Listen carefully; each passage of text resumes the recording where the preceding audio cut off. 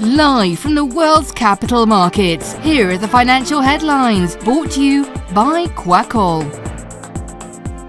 Hello and welcome to Monday's Daily Financial Review.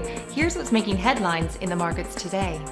The Bank of England said it was satisfied that Britain's top banks could be shut down without putting at risk the stability of the financial system or disrupting customers, but it found shortcomings at three major lenders. Japan's government and central banks said they were concerned about recent sharp falls in the yen in a rare joint statement, the strongest warning to date that Tokyo could intervene to support the currency as it plumbs to 20-year lows. Crude oil prices have surged to a 3-month high, with Brent rising nearly $10 a barrel since the government slashed duties on petrol and diesel last month to lower prices. The rally in crude prices has occurred despite forecasts of a sharp global economic deceleration. The dollar-yen price remained largely unchanged in the last session. According to the stochastic indicator, we are in an overbought market. The Bitcoin dollar pair plummeted 2.9% in the last session. The stochastic indicator is giving a negative signal.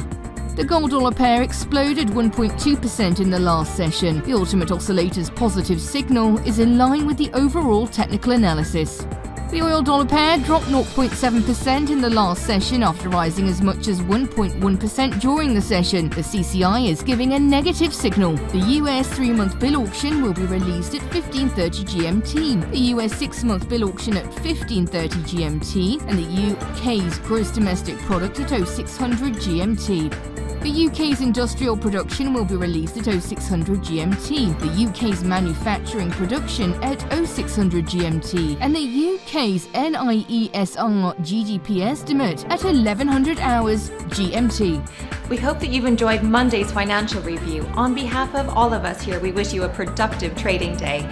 Be sure to join us tomorrow morning for the latest news and events from the financial markets.